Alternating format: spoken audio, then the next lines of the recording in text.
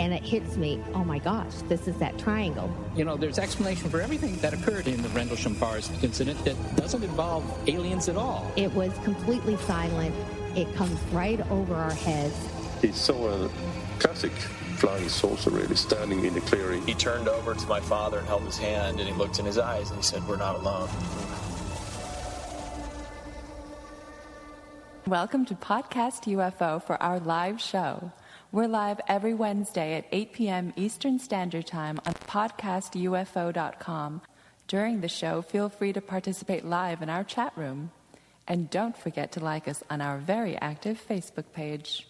Hello and welcome to the show. This is Martin Willis, your host. And in just a minute, we have Alejandro Rojas coming up with UFO updates. Our guest this evening is Charles Halt, and I'm very excited to have him on. He was, of course, the Air Force colonel and former base commander of RAF Bentwaters near Woodbridge. And during, of course, the 1980 encounter, I think is probably one of the most documented, or the most documented, actually, UFO sighting. Real excited about tonight's guest. I want to thank all the supporters for helping out with the show. Now, if you can't support the show and you still want to listen to the entire show for free, all you got to do is listen every Wednesday evening at 8 to 10 Eastern Standard Time on podcastufo.com, or you can listen to the show as a podcast the following evening, Thursdays, at 10 to midnight Eastern Standard Time on the Dark Matter Digital Network. Supporters, I would like to thank you also in a couple of different ways. Next week, I'm going to draw some email names out for two prizes. And one of the prizes is going to be a book that is signed by Charles Halt, and it's called The Halt Perspective. If you look online, you'll see that that book is $40-some-odd up because it is an 800-page book. So this is going to be signed by him, and that is one of the Christmas drawings I'm going to do. The second one may take a few different people before I can get someone to actually take me up on it. And that is 4 nights at my guest house up on the mountain in Maine. You would probably want to come in the summertime because there's lakes nearby. There's hiking right outside the door. There's a lot to do in the area. It's a beautiful area. And so I'd love to have a person or a couple or even 2 couples if they'd like to come. But I'm going to be drawing for that. And also the person can sit in on a Wednesday night live in the studio during one of the shows. So that's another gift I'll be drawing. And again, how that's going to work is I'm going to reach out after I do a drawing and reach out to that person. If they can actually make it here to Maine, then they will be the winner. And I will keep drawing names until I find someone that can actually make it here and take me up on the Christmas offer. So that's it. Now, what if I draw your name, Alejandro? That would be great. For which prize? No, I can't. I no. want to win at the book because it's $40-something. And why the heck? That's one thing I want to ask is why is it so dang expensive? That's a lot of money. And you price yourself out. Nobody wants to buy a book for that much. Yeah, it's 800 pages. I think that's the justification of it. That I am going to ask him this evening about that. But I'm pretty sure. And my concern is I want people to get it. You know, I want more. I think it's a great book to have. It's something everybody should have. But when it's that expensive, you know, you don't reach as big of an audience. And I think it needs as big of an audience as possible. Right. And you and I both saw Charles down in North Carolina speak. And I know he's going to be at the UFO Congress this coming February. But I tell you what, a solid man, and there wasn't a word that he spoke that I didn't believe. I was I was glued to watching him speak about this situation. And his emotions and, you know, all that was really something. Mm-hmm. He can come across gruff. I mean, I get to see him fairly regularly. Last I saw him was in Roswell. He was out there.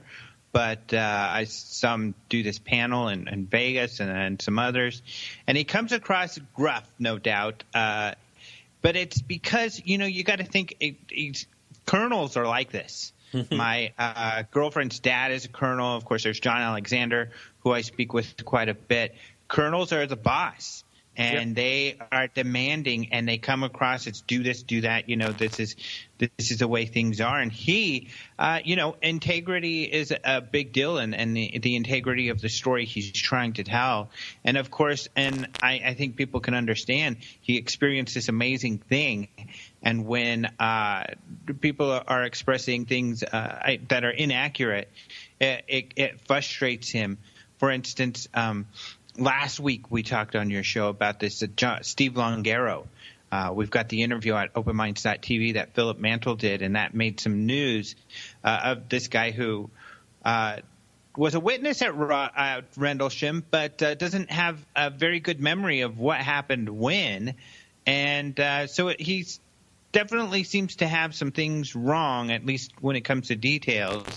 And, I was on and I had asked Halt a couple things about that, and he was a bit disappointed in, the information that was off, and I'm sure he'll share that with you if you ask him about it here. But and then we had a reply, some lady saying, "Oh, I saw him the next day at the hospital," and he's like, "No, I wasn't at the hospital the next day.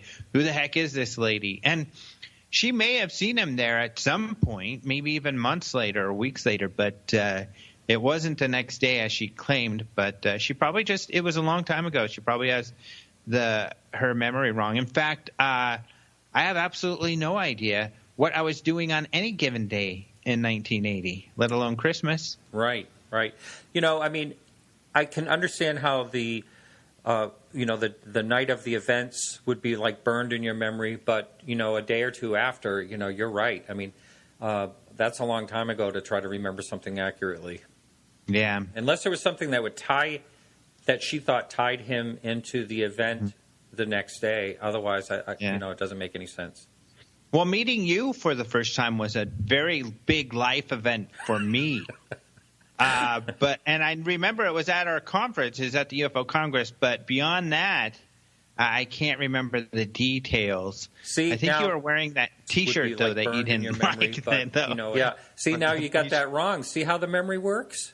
Oh, I got it wrong? Yeah, we met in North Carolina first. Oh, see? Exactly, which was years before. Yeah.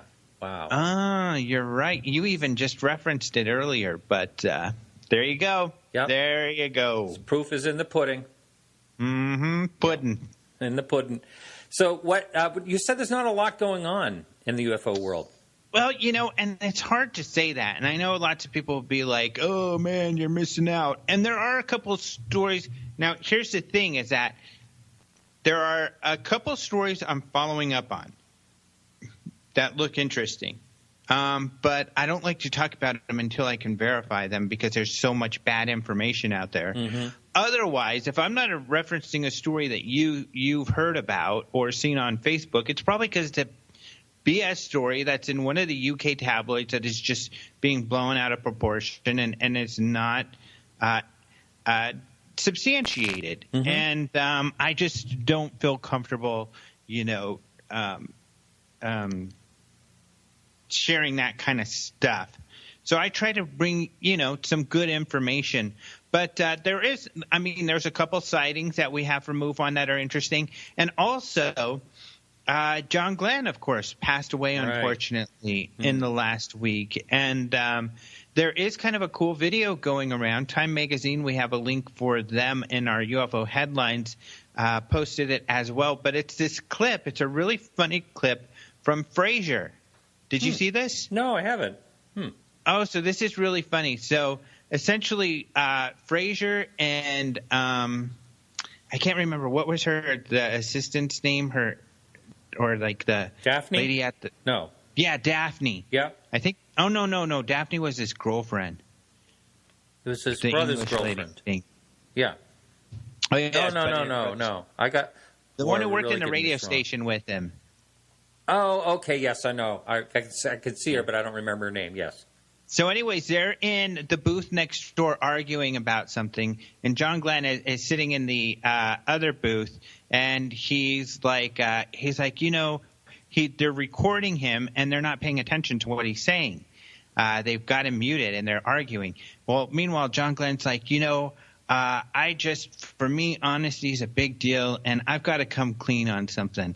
One time we were out there and we saw this thing zipping around, and I don't know what the heck it was, and they told us to shut up about it, not tell anybody, and it could have been an alien or something, and it was, and so he's going off about this UFO thing, and then he comes in after it's done. And it's real funny because they're going back and forth. It gets done and he comes in and he's like, hey, guys, about what I was just talking about. And they look at him and said, oh, yeah, that's great, even though they didn't hear it. He said, I think I went too far.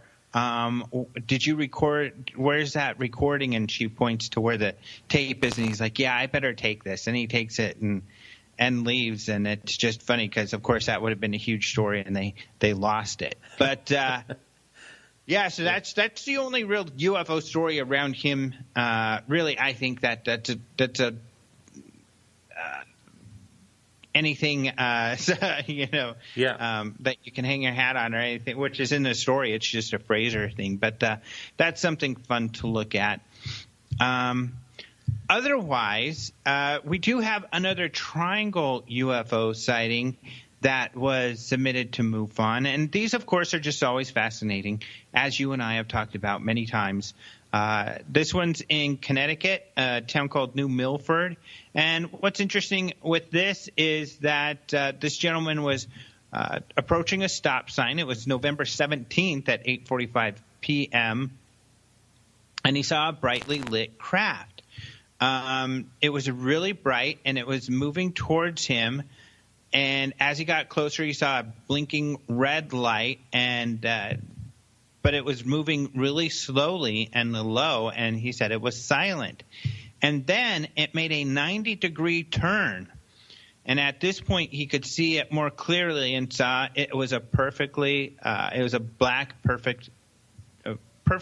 triangle is what he called it. So and he put a drawing with the sighting of what he had seen, but that I think is a pretty interesting sighting, and that like we talk about, what's up with these black triangle deals, man? I know. And did he happen to say how big he thought the thing was? No. Yeah, because that's a lot of times you hear they're just enormous, but not always. Yeah. And if the thing that is puzzling when people say it's military, secret spacecraft and all that, top secret, is, if we do have something like this, it just seems like it would be such an astonishing, invention that it would be talked about more or something, or used in a war, or, or something. For it to go over silently, quietly, and slowly is just something that just is really puzzling. Yeah, especially for this phenomena to have been going on for so long. So it's pretty weird. So, but we're really excited. I really haven't announced it, but a lot of the theme of the Congress is going to be around the Phoenix Lights because it's the 20th anniversary. 2017 will be, and the conference is a month before. The sightings happened in March, the actual 20th anniversary. So we're going to have a panel.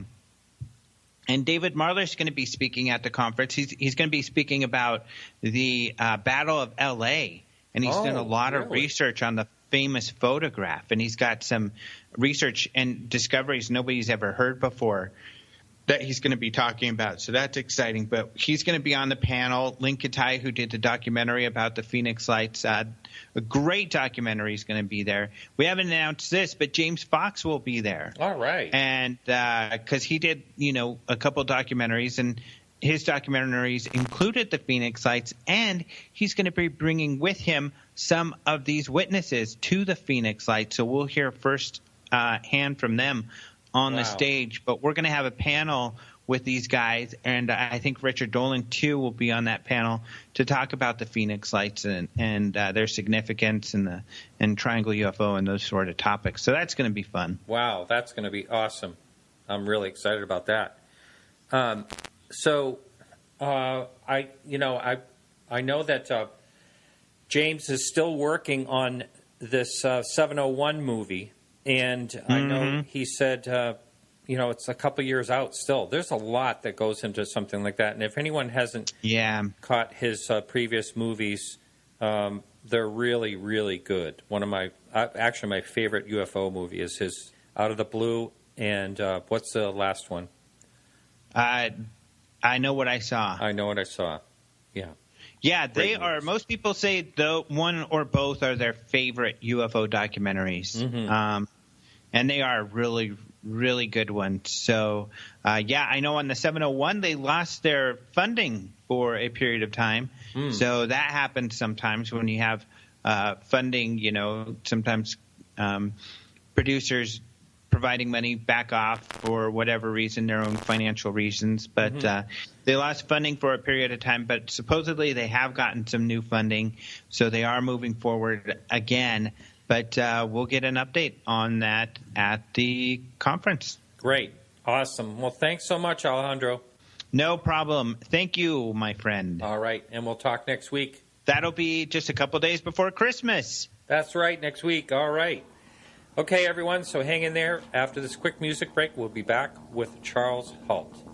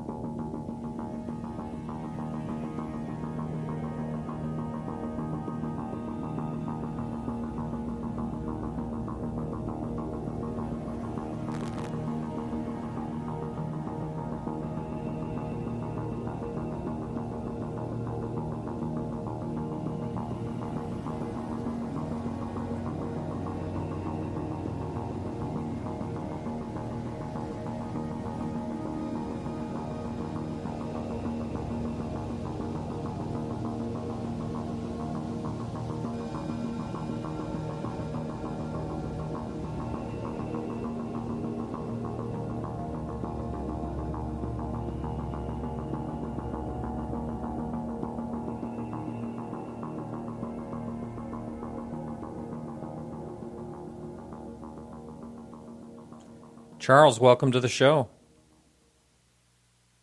Charles, are you there? It's that mute button. Can you hear me okay? It was the mute button again. How are you? Welcome to the show. Well, thank you. My pleasure. Yes.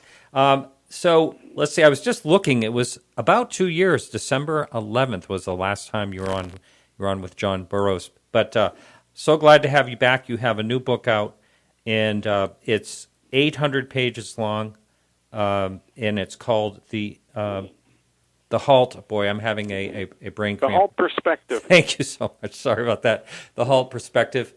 And how long did it take you to put that book together? I know you did with John Hanson. About 2 years now. Yeah? That book is not written as a bestseller necessarily. That book is written for the serious UFO person that really wants to know the whole story, because it covers more than just what I did. It covers a whole lot of other, how shall I say, peripheral stuff, some of which is nonsense, and explains it, and I comment on it.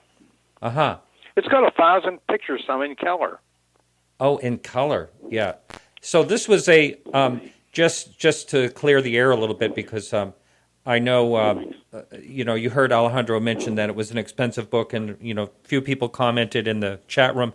But this thing, anything, I know from experience from printing that anything you print in color costs a good deal of money. So this book was very expensive for you to actually have published and printed. I don't expect to make any money, maybe $1 or $2 if that's not the intent of the book. The intent of the book is to get the truth out there. Uh-huh. Wow, good. And how's the response been so far? I saw it had some really good reviews. Well, I just looked at Amazon, and the first 5 reviews are all 5-star. Yeah, that's great. In fact, I'm going over to my vacation home to meet a guy from driving all the way up from Gatlinburg, Tennessee, that wants to talk to me about the book. Really? That's great. Wow. We've had a ton of questions come in, and I'm sure there'll be plenty in the chat room as well.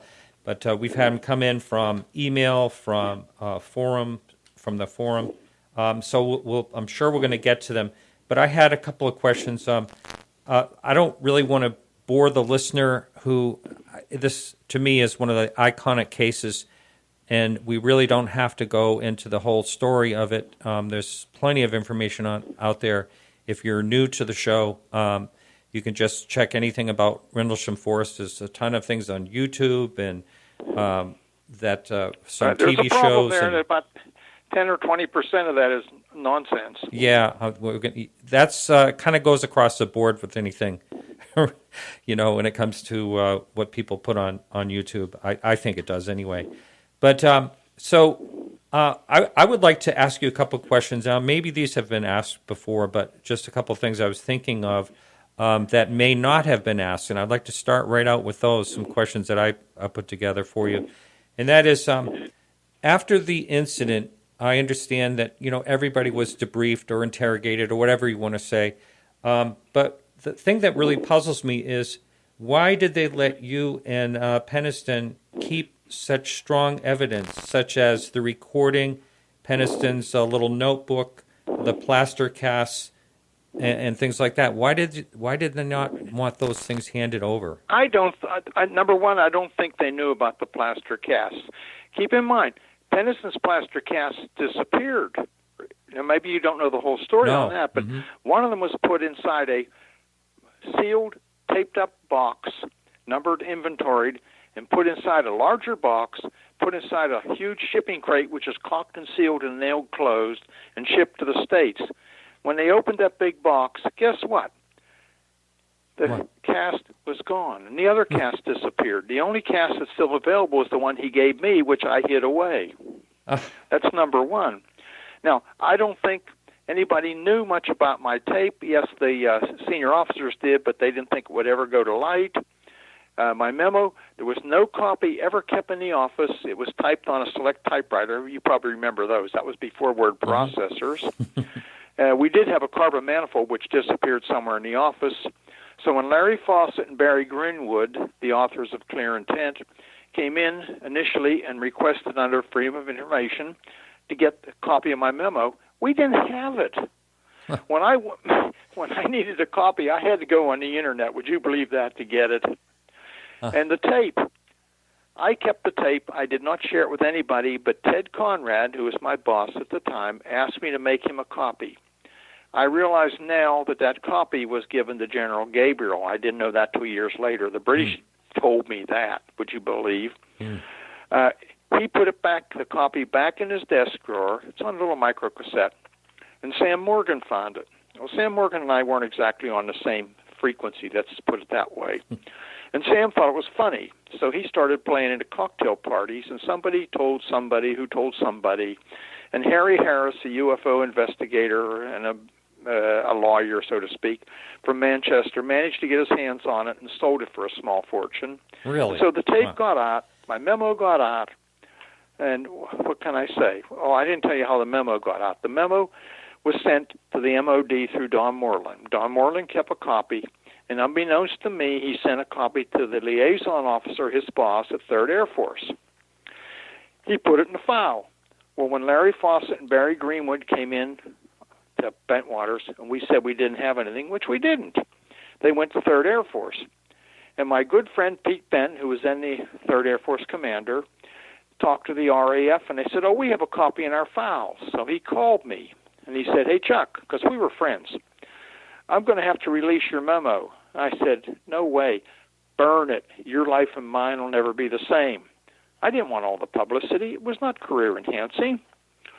He said, I've got to release it. I said, no, you don't. He released it. Well, after that, a day or two later after it hit the States, BBC One, BBC Two, ITV, German TV, Japanese TV, Radio Orwell, on and on and on, were all on my doorstep. Wow. I had to go into hiding. I was furious. I bet. Well, let me ask you this question, kind of following that line. If this had not come out in that way, or that, what Larry Warren did, if it did not come out publicly, do you think knowing your personality, do you think eventually that you would have talked about it, or would you have just kept this thing to yourself your whole life? I just would not have talked about it anymore. Really?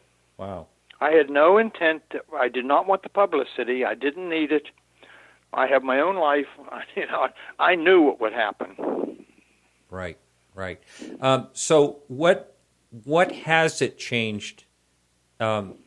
Obviously, we can see that it's definitely changed things in your life, but what are some things that it's changed in your life besides you just, writing a book and things like that and speaking at conferences? Well, what I try and do, and John Burroughs and Jim Pennison have real problems, and we can talk about that later, but I put it on the shelf. I don't even deal with it daily. I don't pay any attention to it.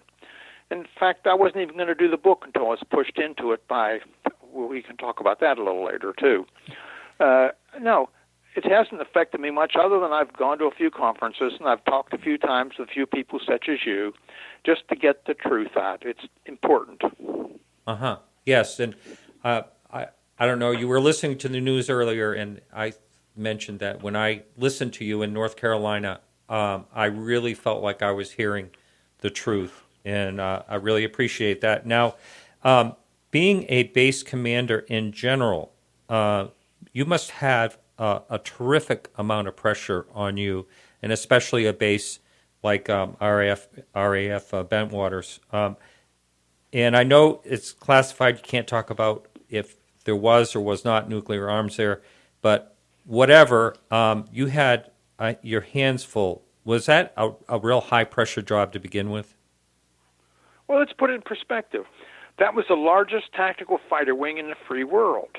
2 geographically separated bases in England, 6 FOLs, 4 active, 2 standby, and 14,000 people.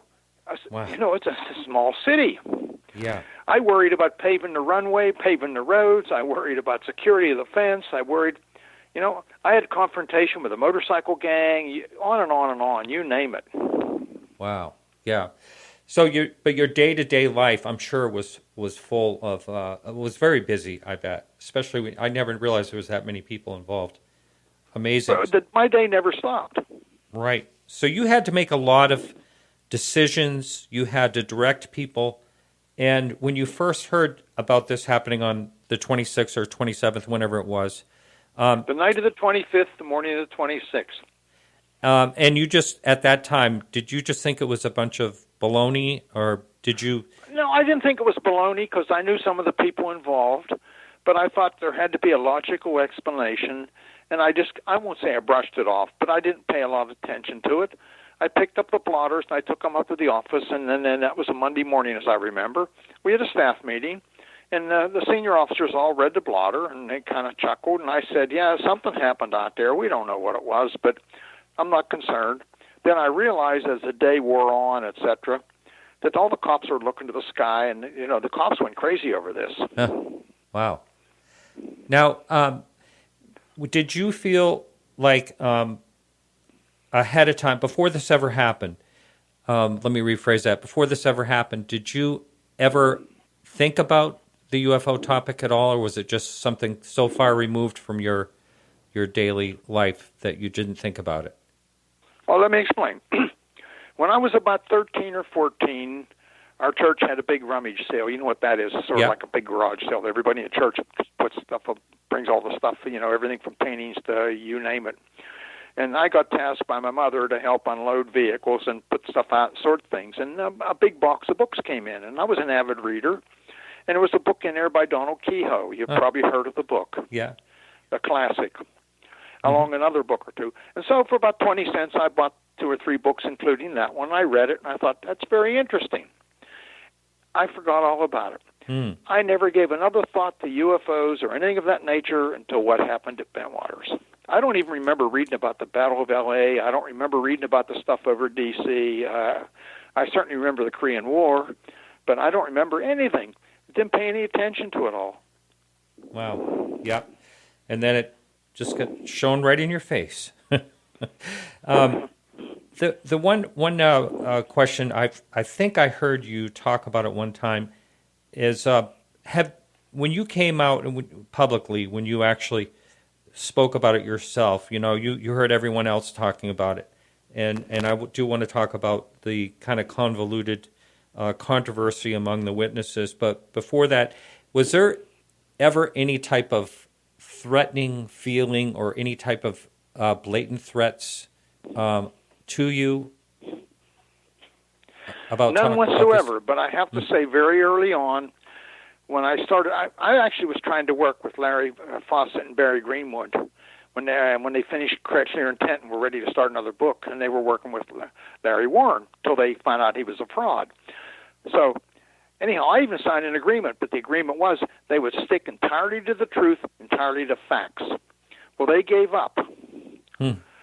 But I did give them, a good listen, and I sat down and I made a tape of everything I knew, and I think Barry Greenwood probably still has it, and I have several copies that, how shall I say, have been put away in separate places.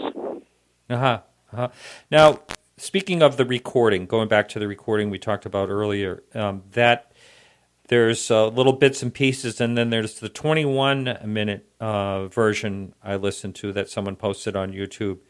And in that, it has you in the forest, and you're looking at the scarred trees. You're taking radio, what am I trying to think of? Readings with the APN 27. Right. And then there's the star, what is that called? The star Starlight scope.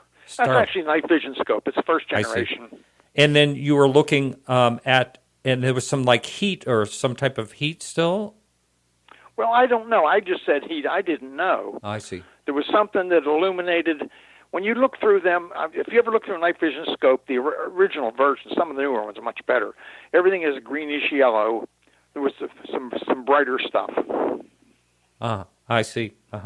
So you were getting readings on the inside. It sounded like in your conversation you were getting readings on the inside of where the indentations were in the soil. Now, who ended up bringing you out to that very spot where where Peniston? Go ahead. Bruce England came and retrieved me from. We were having the year-end. We called it the Christmas party, year-end party. It was a family affair, cover dish dinner on Woodbridge Base at the Woody Bar, which is a very classic place. That's where 12 O'Clock High was partly filmed. Mm-hmm. And he came in and said, "It's back." And, I almost went into shock. "What's back?" He said, "The UFO's back." I said, "Oh, come on, Bruce." He said, "No, there's something out in the forest we can't explain." So Conrad had to give a speech and make some awards and presentations and thank some people. So he said, "Go put this to rest." That's how I got involved. I see. Yeah.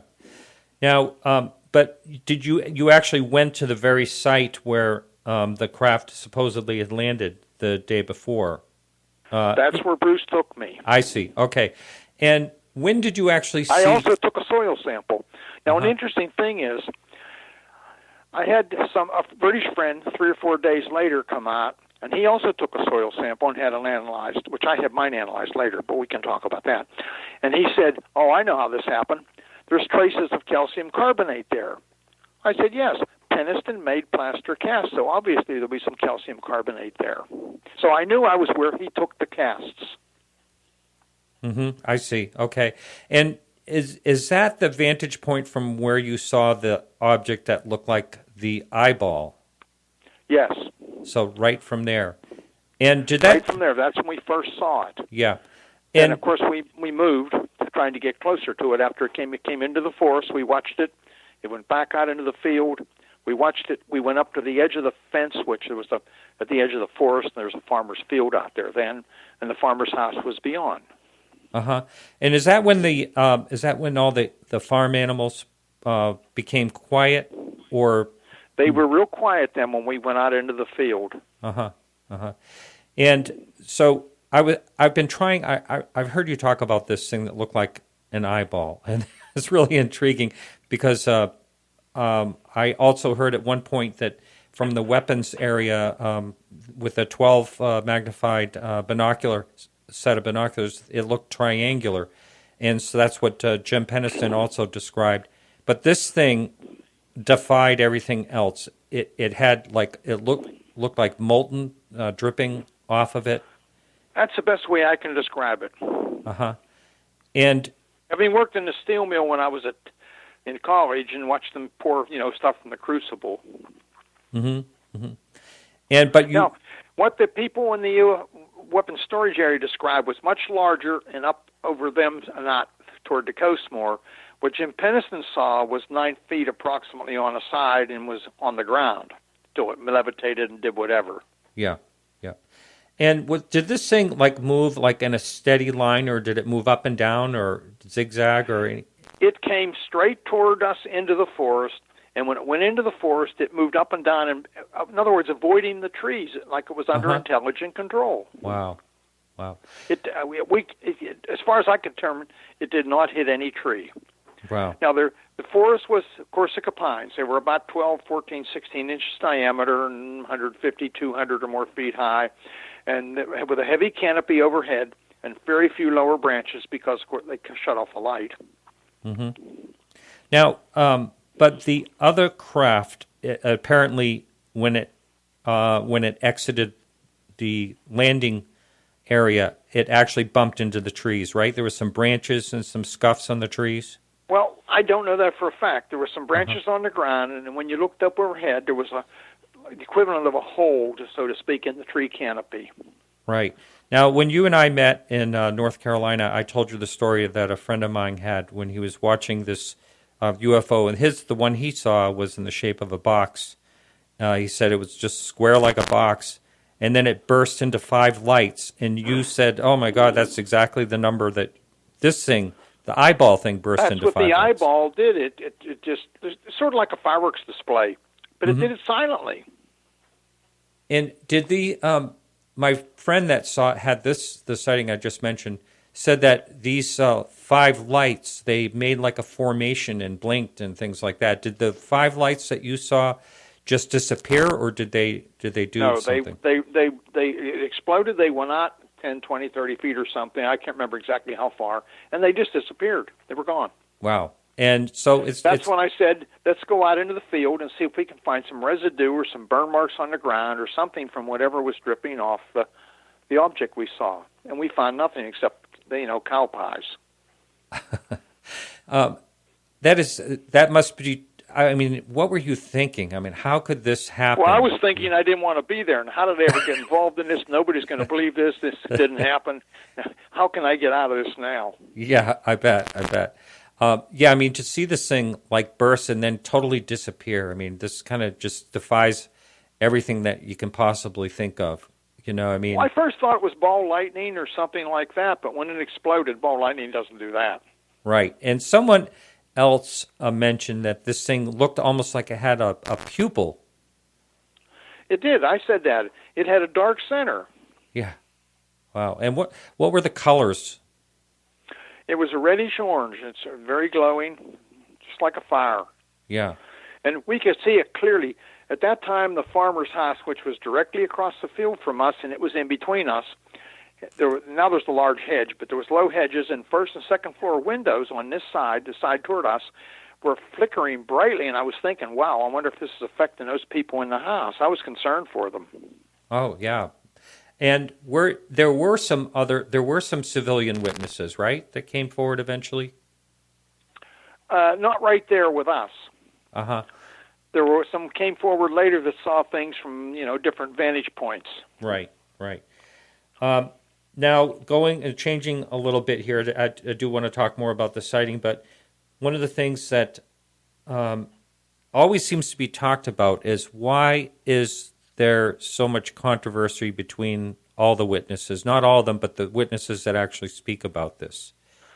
Well, the biggest thing is the book left at the East Gate. It's the biggest joke it's ever been. I tell you what, it's the biggest fraud that's ever been worked on the UFO community, and I can go through the book and give you 50 examples with the impossible nonsense, didn't happen. Ah, okay. Would you like me to do that? You certainly can. One of the things I wanted to ask you, did either Peter or Larry, when they were writing that book, were they in touch with you and ask you questions? Multiple times, and I kept telling Peter, you're on a dying horse riding it to death. I didn't think Larry was there. There's a remote possibility he was very far in the background, but he's admitted on multiple occasions to Linda Moulton Howe, to Sally Rail, to Barry Greenwood, and on and on and on, that he took somebody else's story, which is not entirely correct, and he made a big issue out of it. Uh-huh. Now, there's Steve, I want to say his name is Longwood. Have you read that interview? Because Longaro. I have. Uh-huh. Let me tell you, I talked to his supervisor. I talked to other people. Nobody saw him out there. His supervisor said he was on duty in the Charlie area. If he left his post and was out there, he had to climb over the fence or drive 2 or 3 miles around to get there. Nobody saw him out there. Nobody knows anything about it. And he has the first night and the third night mixed up. He was not on duty the third night when I was out there. And he says the first night he saw me. Well, I wasn't out there the first night. Okay. And there's more.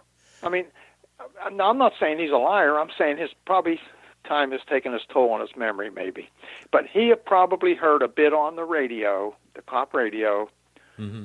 That's the only thing I can think. I have no idea, but I can tell you he was not there. Someone just wrote me today and said they thought the story was very weak. That's how they put it. Steve Longaro's story. Now, the question is, the real story is what happened, but there's a very good story, what happened afterwards to all the people and all the spooks that were involved and all the different funny things that have happened through the years, the different people, especially there at Bentwaters. And I could go into great detail on that. I have 3 or 4 file cabinets full. I've saved every email for 35 years, all the newspaper clippings. I've been able to put things together, if you know what I mean, and every time someone comes out, I can go back and fit it in. And there's just so much nonsense out there. I'll tell you what, the spooks were heavily involved. I have the picture and the name of the CIA cleanup doctor who was on the base within days, the one who worked on the people with their debriefing. Mm-hmm. All right. How about that? Wow, and I verified his name with multiple very, how shall I say, reputable people who are in the UFO field that know what's going on. They said, oh, that's the guy they normally send in to clean things up. Okay, so you were starting to tell us about, there were some examples in the book, left at East Gate. Did I say that right? Yeah. Yeah. So you wanted to talk a little bit about that, and go ahead. Well, you want to talk about the pictures in the book first? Sure. Okay. Okay. If you turn to the pictures in the middle of the book, there's a picture that shows the entry to the base, the community side. It shows a sign that says alert condition, but there's a bunker in front of it that cuts off. The bottom says all clear. If there were an alert, there would be a cop in black vest, helmet, etc., standing at the gate. Mm-hmm. How about that? Mm-hmm. There's a picture that shows an underground facility that infers there must be something there with vents. Guess what it is? It's a fuel bladder that has earth on top of it to protect it, to keep it cool, and also blast protection. There's a picture of what's called the base photo lab, where supposedly Larry was taken underground down an elevator to a place the size of the Astrodome. It's a command post. The command post is a reinforced steel concrete building with blast walls around it, sits on 3 or 4 feet of concrete. It does have an emergency escape hatch, which people now say, oh, there's a secret tunnel going somewhere. It's nothing but a door that goes out under the wall, and it was never used in exercises or anything. In fact, the only reason I knew about it is because my next-door neighbor was one of the EAC, that's the emergency action officers, or the guys that man the command post round the clock. I said to him one time, what happens if that big bank vault-like door ever got jammed with a nuclear explosion or something? He said, oh, there's a hatch over there in the computer room that we can all crawl out through, but we have to break through the dirt to get out, but we can get out if we have to. The command post is now, guess what, a museum. I would invite anybody to go there. Now I'll tell you a little more. The base on the airfield side, where the command post is, was bought by my friend Bill Kimball and Jeannie. They're personal friends of mine. Their son John and Sarah run Bentwaters Park. People will be welcome to go there and talk to them and say, where's the big underground facility? Guess what? And I can go on and on and on. Now, I mean, for instance, on page 32, it says, there was a helping hand, which is a very serious event. There was no helping hand. Shots were fired at A-10s. Guess what? If that happened, there had been a response like you can't believe. And I can just go on and on and on and on. Now, when did the base close? 19. I can't remember the exact date. About 6, 7, 8 years ago. Okay. Much later. So, is the area open to the public, like, or is it fenced off? On invitation, and when the museum's open, yes. I see. I was there last year and took a tour of the base again with some of the people. Like I say, I know the people that own the airfield. Because we have what was called an Anglo-American committee when I was there. The senior officers on the base and all the high sheriff, all the wealthy people around, the chairman of the county council. We had regular social events. In fact, we would meet occasionally at Bill Kimball's house. So there is nothing there. There is a partly below ground conference room under the OSI building. The Intel building had a partial underground storage building, and there is a building across the far side of the base that was built later that may have an underground storage facility, but we're talking something the size of a house or less. There is no Astrodome-sized thing with elevators, et cetera, et cetera. Okay.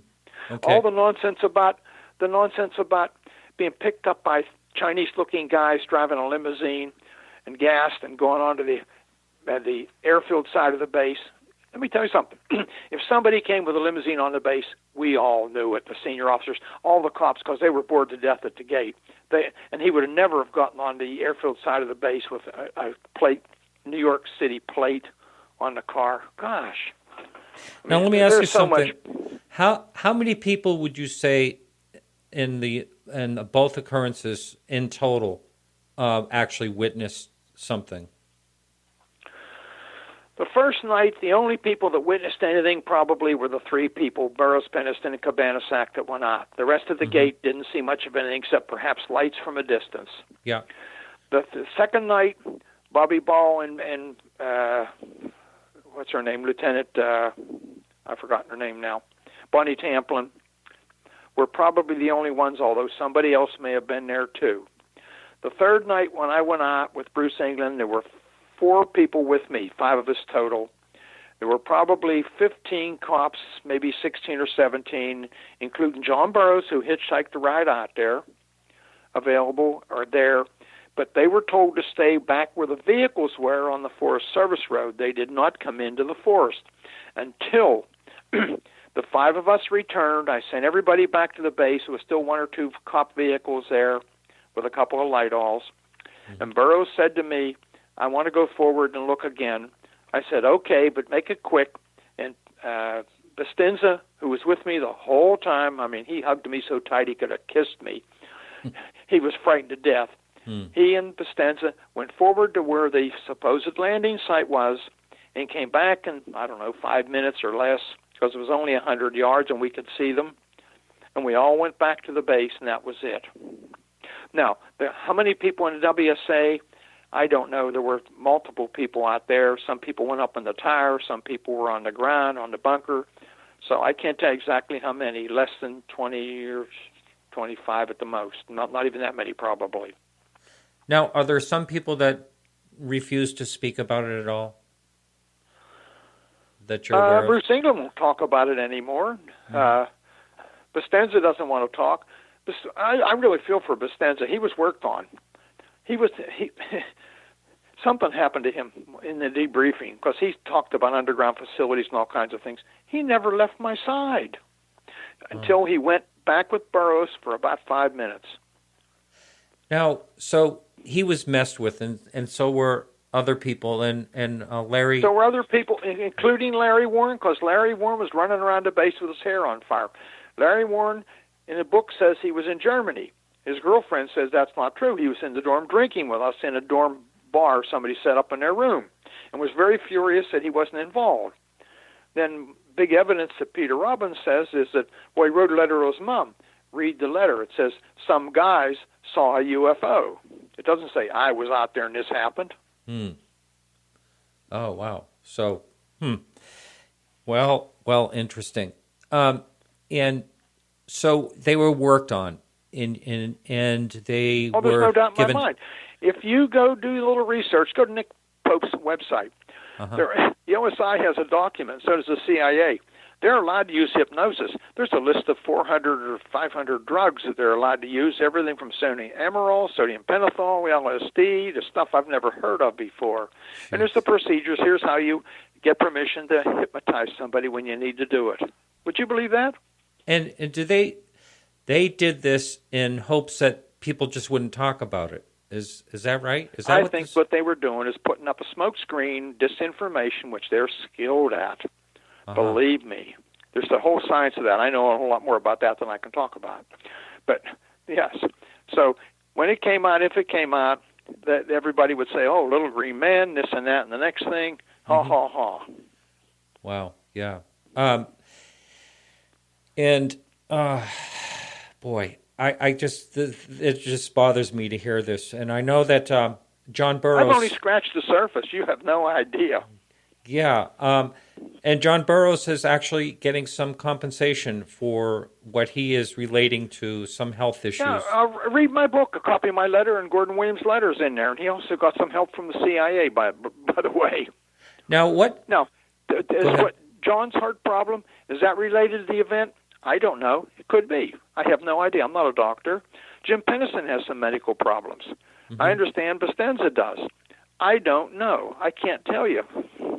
Yeah. Jim, I've invited on this show, and he keeps saying he's going to be on eventually. I'm not sure if he will or not. You know, one of the things I question about him, and a couple of questions came in about that, is he seems like a good guy and all that, but this download that he supposedly received, I kind of question that. I'll put it that way. And well, I'd rather not comment on that because I have no knowledge of it. Yeah. And he is, you from what I understand from the past things that you said, you kind of go along the line where you think it's most likely, or it does make sense that this could be extraterrestrial, and he thinks it's time travel. And I think it's extraterrestrial, and I think they're here. Yep. I do too. That's why I do the show. Good for you. Yeah. So someone you just mentioned disinformation, and that fascinates me because there seems to be so much of that in this when it comes to UFOs. So how would disinformation apply in this case? It muddies the water. Now, let me tell you, something happened when we started working on the book and got pretty serious until the end of the book. Larry Warren's girlfriend from that time frame came forward. And she, amongst other things, says, well, Larry wasn't there, for starters, but that's one thing. The other thing she says is she was used as what do you want to call it, a snitch, an undercover or whatever, for the OSI. And they took her in, they drugged her, and they hypnotized her. In fact, she even used a term they called her Bambi eyes, which kind of indicates maybe she knows what she's talking about. Then she says she was out in the forest all 3 nights. Nonsense. And she remembers seeing me and giving me a ride back. Nonsense. There's so much stuff coming from, that's way out there. Wow. I see. And so this is all an attempt just to make the whole thing screwy, basically. Yes. And in the news, I'm sure you heard Alejandro mention that someone claims they saw you at the hospital the day after or something like that. And that's another thing? The only time I remember going over there was I talked to the hospital commander on official business from time to time. And I did have a problem with my wrist or my carpal tunnel and went over and got a brace to put on my arm for a while. I don't ever remember going to the clinic for anything other than a routine shot or something. Okay. Let's see. There is a question in in the forum, And by the way, if you're listening, you can join the forum, and there's a lot of conversations, UFO sightings, things like that people post that they've seen. But anyway, you can also post questions for the guests that are upcoming. And this question here says, with the benefit of hindsight, would you change anything that you did that night and the following from that night on if you go back in time? I wouldn't have gone, number one. And number two, I probably wouldn't have shared my tape with Gordon Williams. Oh, yeah. Mm-hmm. But the problem was, he heard me on the radio because he never turned his radio off. I don't think he even turned it off at night. Mm-hmm. Mm-hmm. Because his comment to me when I ran into him the next morning, see, after the incident, I went home. I couldn't sleep. I took a shower. I had something to eat. I went into the office. And we shared a building with him. He was on one side and we were on the other side. And as I was going into the building, he came in. And he made a comment, something like, boy, that must have been some experience last night. And I said, yeah, boss. I said, and I made a tape. He said, let me hear it. And I played the tape for him. And he said, let me have it. So he took my tape and the recorder. I said, what are you going to do? He said, well, we have a staff meeting, and I knew it. 3rd Air Force, which was all the commanders in England, got together with the 3rd Air Force commander every Wednesday morning. He said, I'm going to play for General Baisley, the commander. I said, uh-oh. Well, I worried. That was Monday. I worried till he came back on Wednesday, and I was waiting for him when he came in the door. And I said, what, do I still have a job, boss? And he threw me the tape and laughed. I said, well, what happened? He said, well, I played it for General and the staff. And everybody was quiet. And he said, I said, well, what happened? He said, well, the general turned to the staff and says, well, what do we do? And nobody said anything. So the general, in his infinite wisdom, said, well, it happened off the base. It's a British affair. Case closed. Wow. Yeah. Well, I thought that was a pretty good response. That's what I would have probably said if I'd have thought about it as a general. So I couldn't do anything with it because Don Moreland was on holiday in Wales. That was his home. He'd gone up there for the Christmas holiday. By the way, the book says he was out in the field with me. Nonsense. But anyhow, I left at the East Gate says that. He came back about 8 or 10 days later. That's why my memo is dated much later. And I said, what do you want to do? And he said, well, I don't know. So he made some phone calls, and he came back and says, well, do me a memo or something. So I wrote the memo. It was typed in the office. Conrad read it, my boss. He took it down to Gordon Williams' office. Okay, came back, gave it to me, and said, okay. So I gave it to Don Moreland. Never thought any more about it. Well, I found out later, not too long ago, that the CIA had it almost immediately. Well, guess where they got it? From Gordon Williams, or his office.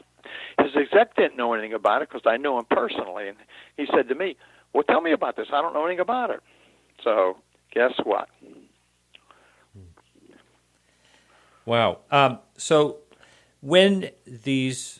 who would be the agency or what part of the Air Force or whatever interrogated the witnesses or debriefed them, so to speak? Well, the OSI didn't do it. They facilitated it. It happened in their facility. Keep in mind, a day or two later, Chuck Matthews, who was the OSI commander and a good personal friend, I said to him, do you have any interest in this? I thought they would be all excited and interested in it. He said, no, we don't do this sort of stuff. We're not interested at all. What a lie. Wow. So, I thought, okay. Then I found out that NIS, or NCIS, or whatever the term was then, I forgot. I think it was NIS then. Naval Intelligence has responsibility for Great Britain as far as intelligence and spook stuff. The world's divided up amongst the various service, Army, Navy, Air Force, etc. And the Navy had the UK. So when some of the guys say some naval officer was there and did things in guys in civilian clothes, it was probably a naval officer who worked with or for the NIS, CIA, or NSA, or who knows who. There's so many spook agencies. They all fight amongst themselves. But we do know that the CIA was there, and we do know that the doctor was there that administered whatever they did. Now, why do you think the reason for, I guess you would call it the cover-up, would be for reasons of national security? What else would it be if it wasn't that? This is beyond the government. Let me tell you. Everybody got all excited when Hillary Clinton looked like she was going to be elected because John Podesta is going to push her and they're going to release all the government files. There are no government files to release. The agencies collect stuff, forward stuff, fight amongst themselves, but there is how shall I say, offshore, not necessarily out of the country, agency, civilian, contracted, however. I would look at some people like SSAIC, Bigelow Industries, Lockheed, and on and on and on, and perhaps some retired senior executives, military, whatever. Small group loosely put together that records are impossible to get to that are managing this whole thing. So, and if you don't believe me, talk to some people like John Alexander, who's done extensive research. Yeah. Now, how do these things do they not get passed down? Like, let's just go all the way back to Roswell. That's always been a question. Like, if some part of the government knew what was happening, or at least knew that there was a crash and all that, and does this generationally go to another person, the information, or does it just like get tucked away and sort of die out? I have no idea. You're talking something that's way beyond anything that that most of us will ever have access to. Yeah. It's interesting to think about how this just gets swept under the rug and then and protected. And I would think some of it, of course, would have to do with national security when it comes to the weaponry at the base and just the fact that something invaded the sky that couldn't be controlled. Now, speaking of that, when this beam of light came down, I know you mentioned that on the tape, but you kept watching this come down for another 45 minutes or something like that, I think it was. But no, not that long. No, it was only, I'm guessing 30 seconds or less. No, but I mean, the crafts were flying around and the beams were coming down. Oh, yeah, okay, yes, Yeah. I see what you mean. Yeah. When that beam actually came down near you, did that scare the heck out of you? Well, it certainly did. I had no idea what, is this a weapon? Is this a method of communication? Is this a warning? What is this? Now, and I almost went into shock. I bet. In fact, I think it was Chuck DeCaro, you know who he is. The name, yeah. My tape analyzed voice stress analysis. He said, boy, you guys went off the scale there a couple of times. Ah, wow. So when this I mean, did you just stand there, or did you? Yeah, I just stood there in awe. I didn't know what to do. When it clicked off, I was relieved. I bet. And it came down almost like a laser or something, right? It wasn't like a... It didn't radiate. It was a straight beam. Yeah. 10 or 12 or so inches in diameter. Wow. Amazing. And it didn't... And we saw similar beams from the one that was over Bentwater Space, and the chatter on the police radio, because we had 3 radios with us. I was on the command net, and I don't remember who. One was on the law enforcement, one was on the security net of the cops. Bobby Wall was on one, and Bruce England was on the other. In fact, I think Bestenza had one on, too. And we could hear those guys over there chattering and making a lot of noise. The beam itself, I've heard people describe a beam coming down from a UFO that actually, it's kind of hard to describe, actually had like an end. In other words, it didn't go all the way to the ground. But this thing just shone directly on the ground? It hit directly to the ground. Yeah. And color? And I could see the dust particles in the air in it. Wow. Oh, boy, that would scare the heck out of me. Well, it did. Yeah, absolutely. Wow. That's why I couldn't sleep when I went home. I bet.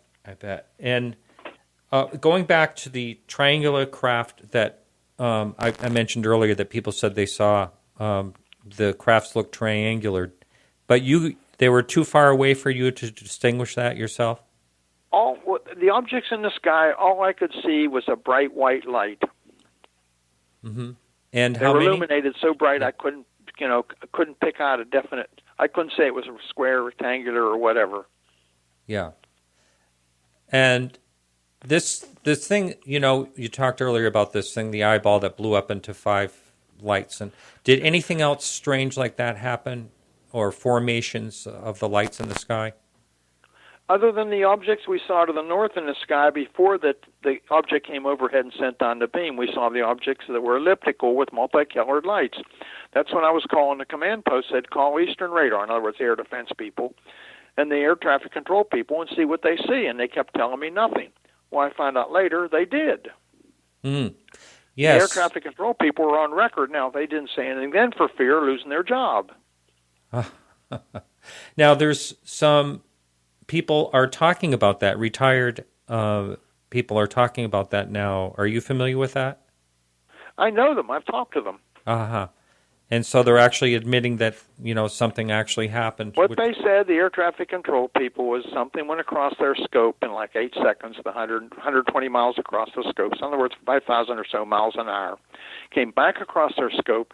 And normally when something goes on the scope, there's a blip, when the radar makes a sweep. They said these things went a straight line straight across the scope. Then the object came back again, and they saw a glowing orange-red object from the control tower, and they saw it go into the forest where we were. Wow. Now, they've gone on record on that. Uh-huh. Now, it's on Robert Hastings' movie. Yes, someone asked if you had watched that. Of course, I'm sure you have. I was involved in it. Yes, I know all about it. Robert Hastings is a good personal friend. In fact, I had lunch with him 2 days ago. Yeah. He's pretty solid. He's nothing but facts. Tell me the facts, no nonsense, and he digs in. Right. Let's see. Getting back to some of these questions, what do you think is the motivation of those associated with the government or military who want to suppress information about vent waters? We kind of covered that, but it's basically probably a number of different things. He also wanted to know, how was the elevated radiation enough to actually be considered evidence? Yes, but not enough to be dangerous. Mm-hmm. In other words, I suppose if you ate some of the soil there, you might have an issue, but to be in the proximity, no, I was not concerned because I know enough about it. I did take several physics courses in college, and I was very familiar with disaster preparedness. I've been through a couple special schools, and I understood the APN 27. And yes, it was about 8 to 9 times higher than background radiation. Background radiation, you're always exposed to, but it was enough that you could get readings. Now, keep in mind, we were there on the third night. What we were looking at was from the first night. Now, I don't know what was there and what the half-life was, so I can't tell you, but it was probably pretty strong the first night. Mm-hmm. Now, I'm sure you heard I don't know if you noticed it or not, but in the opening that I have, in the opening music clip I have for all my shows, it has Seth Shostak from SETI is saying that he can explain what happened at Rendlesham Forest. It had nothing to do with aliens at all. I don't know if you heard that little clip. But I have met Steve, and I spent time on a panel with him. Let me tell you something. He's a big waste of money. There's no sense looking out there for something. It's here. I've tried to tell him that, but he doesn't want to hear it because he loses funding. Absolutely. Yes, I had a go around with him on this show, which was one of my most listened to shows. Actually, I have a good comment about him: a closed mind. Yeah. You wonder how closed it really is. There's on my homepage. There's a clip of Carl Sagan, a paper that he wrote back in 1962, where he thinks that we've been visited. This was something that he came out with that he later either changed his mind or stopped talking about or whatever. But it is interesting. I think that you kind of hit the nail on the head when you said, of course, he'd lose funding, so he can't really go along with that. He's quite a talker. Hey, that's my job. Don't threaten my job. Right. So let's go into the debunking because, you must be so sick of people trying to say this whole thing was the lighthouse. I mean, that's one of them. We can see the lighthouse. I'm very familiar. The lighthouse is on a Bodley Village. It's on Orford Ness. I used to go out there for dinner because there's 2 pubs out there that have very good food, reasonable prices. It's a nice place, nice quaint place to go have dinner sometime quietly. I'm very familiar with the lighthouse. Now, all the cops may not have been familiar with the lighthouse. I'll have to say that. That's probably true. But I was. Mm-hmm. In fact, I had a friend that lived in an apartment out there. It just must seem so ridiculous to you to hear, after everything you saw, the beams coming down to the feet, the eyeball-looking thing bouncing around, Penniston's story of actually seeing the physical craft and touching it and all that, and for them to, people just are saying it was a lighthouse and that's it. That's... Well, I made a point. I found the lighthouse keeper. Keith Siemens is his name, and his wife's name is Marlinda. I had a drink or two with him, had a long conversation about the lighthouse. He just laughed. He said the lighthouse has 3 lenses, red, green, and a clear white one, clear. He says the clear one shines to land. The red and green one are navigational lights, and if you're a booter, you'll know what that means, shine out to sea. He said there's no way you could have seen a red light from the lighthouse. Right, yeah. Red, right, return. That's how I remember when you're navigating. Yeah, wow. Yeah, well, I'm not, like I say, I'm not a boater, but I do know that has significance. Mm-hmm. And so, and then, they're saying, it bounced off the people's windows, the farms nearby and all that. But, let me tell you something. The lighthouse is out to sea. The farmhouse was in front of us. The reflection from the object was off the windows on our side. The lighthouse is on the other side, a mile or 2 away. Now, is your attitude like you just can't even be bothered with these people, or do you actually? No, well, Ian Ridpath's the one that pushes that, and I've met him. He and I sat down a couple of times and talked, and there's no talking to him either. Mm-hmm. Yeah, I'm firmly convinced that somebody's gotten to them or paying them or whatever. I have no idea. Or their mind is just totally made up. And it's the same thing, I think, with many different things. When someone's mind's made up, there's no way of changing it. They just have their set ideas, and that's it. And we can take a call. If anyone is listening out there and they'd like to give us a call, that number is 603-967-4030 if you'd like to ask Charles Halt a question. And so your book, let's get back to that a little bit. So what is some of the work that John actually put into this book himself? Now, he's a retired police officer, right? Yeah, he is. And actually, his son is still a police officer. In fact, I was over last summer with my son, and his son arranged for my son and I to go down and visit 10 Downing Street. We actually got in and got up to the door and inside and talked to people and talked to the cop. Of course, my son was impressed with the cops were carrying Glock 17s or Glock 19s. I forgot what it was. But John has done a lot of research. You cannot believe the amount of research he's done. He has probably talked to half the people in Great Britain, I swear. He has hundreds and hundreds of cases in the book of that area, things happening. For instance, Sizewell, which is a nuclear plant just north of Bentwaters, it's only a couple miles away, has as many as 100 sightings in a month. Oh, my God. Wow. Now, the base obviously is not active anymore, so probably no sightings there. Actually, the base is sort of active. Bill Kimball, they have activities there, land yachts and autocross and things like that, and they film World War II movies there. It's an industrial park. He raises mushrooms in some of the shelters. He had geese in some. He had a Saudi's Prince executive jet in one and stuff like that, and storing carrots and whatever. But no, and also at Woodbridge Base, the RAF is there now, the British Army, and they have some helicopters and a small unit there, so there's a little bit more security there. But the base is inactive, yes. Now, getting back, this is a question that came up on the chat room. So getting back to the beams of light coming down, they were reported to come down also in the weapons storage area. Now these bunkers there are like really, really reinforced. So there was no damage or anything like that, or anything reported?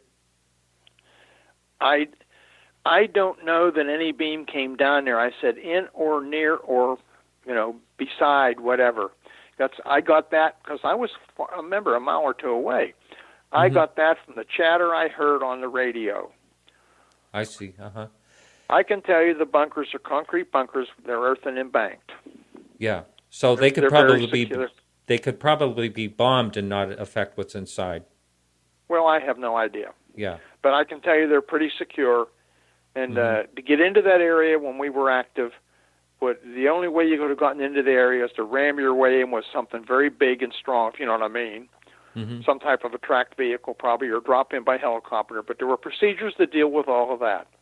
And we had a task force in there in the ATF, Alert Fire Team facility, of 8 or 10 guys armed to the teeth with an armored vehicle.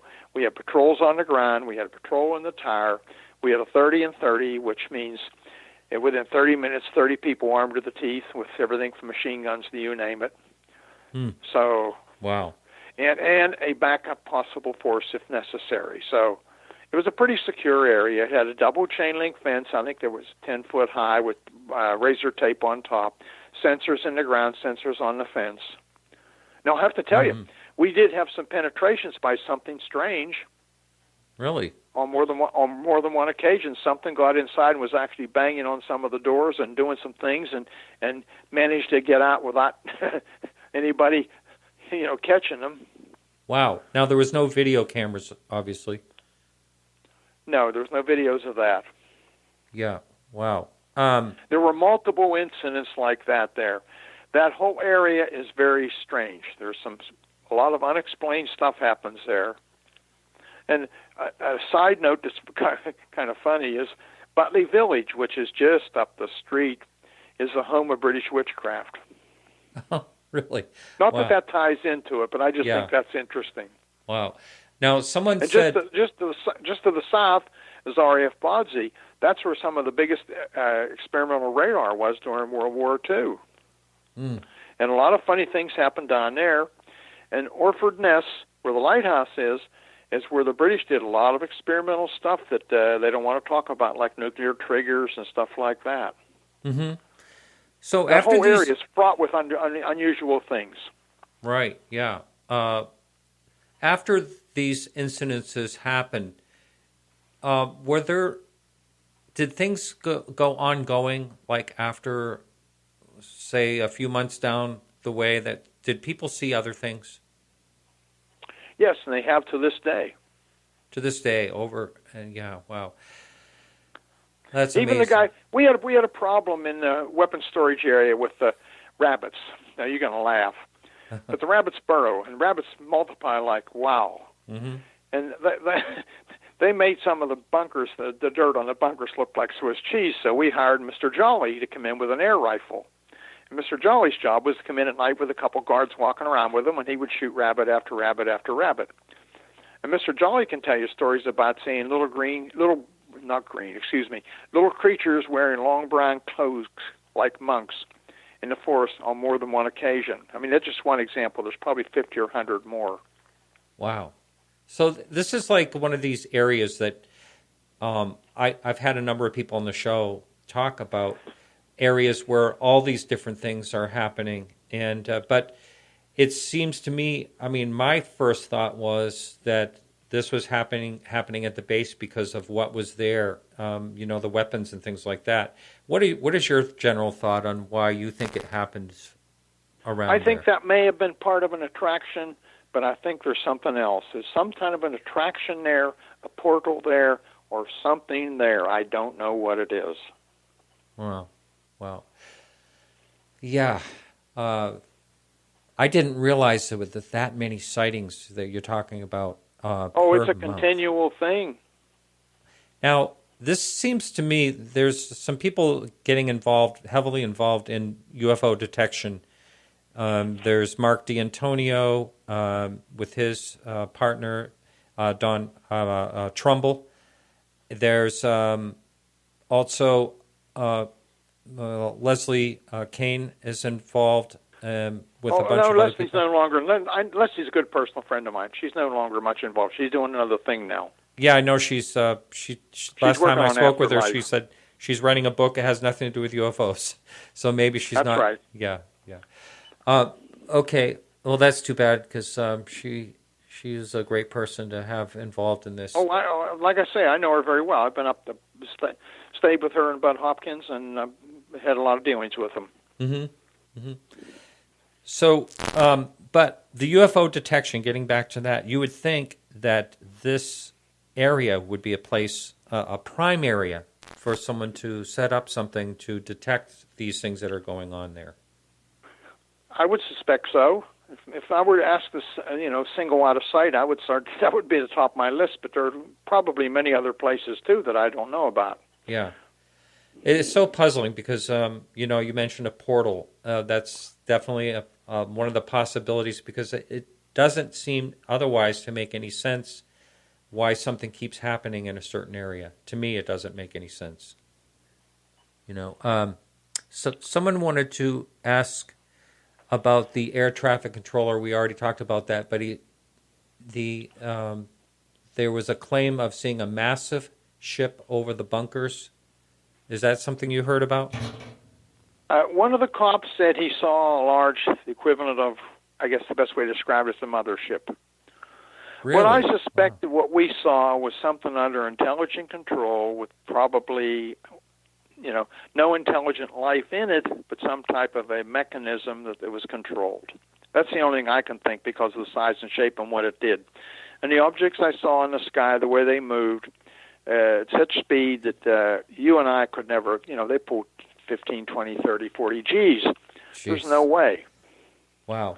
Anybody intelligent or alive could handle that. Yeah, absolutely. Turn into mush. I'm looking. There was some. I've pulled 7 Gs. I know what it's like. Your eyeballs go whoop, and your vision goes down to a pinpoint. If you even keep that, even with a G suit on. Right. And I'm sure you get very nauseous too. Absolutely. Oh, you have no idea. Yeah. Wow. Well, okay. So, what do you think? This book that you've written. What is? You say you really want to get the truth out there. What are some of the things that you want out there that perhaps there's some controversy about? Well, the biggest controversy is the nonsense in Left at the East Gate. It's just so full of, just unbelievable. They talk about cloudbusters. Have you read the book? I have the book. I know that at one point I went through it, but I don't think I read the whole thing. Wasn't there something about beings in there as well? I don't remember about beams in there. No, beings. 3 possible aliens or something? Oh yeah. Mm-hmm. Supposedly Gordon Williams, my boss, a big boss, drove out there with a staff car down this road that had ruts that you would have trouble with a 4-wheel drive. He drove over a berm that you'd have to have a tracked vehicle, through a barbed wire fence, and drove out into the field to meet these things, and Don Moreland was with him. Well, Don Moreland was in Wales. Gordon Williams was a social event. If he'd have taken his staff car, which was a Ford Crown Victoria, we would have had it. He'd have got partway down the road, we'd have had to send a wrecker out and drag him back. So ridiculous. There were no beings out there. Unfortunately, that makes a great story. There was no craft that we saw on the field. There was none. They talk about the soil samples, how the sand was, the sandy soil with the structure was changed. The farmer had a brush fire, and they said, well, the grass was greener around the edge. Guess what happens when you burn brush? One of the byproducts, potassium. Guess what potassium is? Have you bought fertilizer lately? Read the bag. That's what the third ingredient. On and on. It's just the whole thing is ludicrous. I don't know how else to say it. Right. Now, have you actually had conversations with Larry after the book came out? Yes, a couple of times. I tried to tell him, to tell the truth, I tried to help them with the book. Yeah. I threw up my hands. Right. Now, you may not be aware of all his current problems now. And Peter is, really has basically a really big chunk of his life invested in this. Peter has made a mistake. He's gotten on something he can't get off. He's made his whole life on this thing, and now he has a problem. Let's face it. They beat up Sally Rail, who tried to write a book with me years ago. They beat up Georgina Bruni, if you know her. She wrote the book, You Can't Tell the People. They beat up Nick Pope. They beat up me. It's all, slam back. How many people write books about other people's books? Mm-hmm. You know what? These two guys put P.T. Barnum to shame. Talk about con artist. Mr. Warren is skilled. And I hate to tell you, Peter's a good speaker. Peter's a talented person, but he has nothing else to do. This is his life. It's not my life. Okay. Well, I'm definitely going to get your book. And I think I wrote you a note, I don't know, maybe 3 or 4 weeks ago. Is it ever going to come out on Kindle? Are there plans in that happening?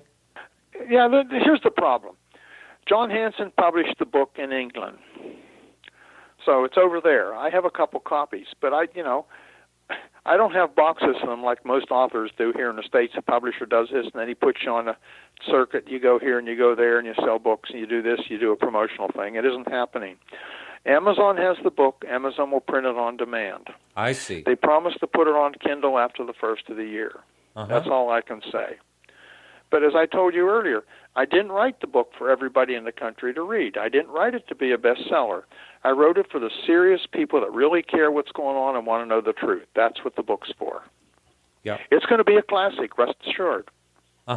Yeah. Okay.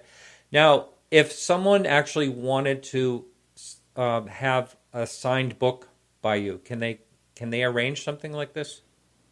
Well, yeah. I don't come to open minds in February. I'll sign any book anybody brings in. But that's right. Yeah, and I'll see you there as well. Good. Yeah, I'm going to be there definitely. I have a house. You and I were talking before the show that I feel like I have to babysit because it's just one of these problem houses. I'm hoping I can leave it in the middle of February in the cold. So anyway, someone wanted to know how the government deals with this type of thing. Has it happened on other bases that you're aware of? Oh, yes. Really? Wow. Let me tell you an interesting story, how I did the first program, which was Unsolved Mysteries back in 1991, I believe. I don't know if you ever saw the program. They reran it about 25 or 30 times. I wish I'd made arrangements for them to get some money from them in residuals, but then I didn't. I just wanted the story out there. I was approached. I was still on active duty. I was working for the Department of Defense Inspector General. I ran the Inspection Directorate, which meant oversee all services, all agencies, NSA, DIA, you name it. They called me from Unsolved Mysteries and said, "We'd like to do a program on Bentwaters. What do you think?" I said, I don't know about that. So I went and talked to the IG that I work for. And I said, "Derek, I've been approached by Unsolved Mysteries to do a program on the Bentwaters incident." He said, "What's that?" "Sit down." So I sat down with him for about an hour, and I walked him through everything I knew that I could think of. And he said, "Do it. This is the DOD IG, Inspector General." So I did the program. So obviously, he didn't know anything about it. When I left the military, because of my clearance, which was beyond top secret, I got a special debriefing by a team of people. And they said, you can't talk about this, you can't talk about that, and so on and so forth, sign here and so on. And I said to them, "Well, what about Bentwaters?" They said, "Bentwaters?" I said, "Yeah, there was a UFO incident there and some very strange things, and a lot of people have interest in it. And can I talk about that?" And they said, "Sure, why not?" Guess what? I did. Was that surprising to you? It seems like... It was. The problem is, people think the government is a government, one coordinated agency, everybody works together, et cetera, et cetera. Guess what? It's a whole bunch of dissimilar agencies, whatever. They compete for money, they compete for mission, they compete for attention, they compete for everything. They share when it's appropriate, they share when they want to. When they don't want to, they don't. They fight amongst themselves all the time. Wow. Well, that's a fact. Mm-hmm. I'm sure you understand that. Mm-hmm. Mm-hmm. So what happens is all these agencies collect things and it goes somewhere. Where does it go? Yeah. These agencies do things they're told to do. You won't find any documentation to speak of anywhere that you can get your hands on or you can use FOIA to get. It won't be there. That's why I was joking when I talked to John Podesta. I briefed John Podesta, and I tried to tell him, I don't care who you are, if you're the president, you're not going to find out. There's a very interesting story which is well documented. When Bill Clinton first got elected, he turned to Warren Hubble. You remember Warren Hubble? Yeah. Mm-hmm. Got himself in a lot of trouble, but he was chief of staff initially.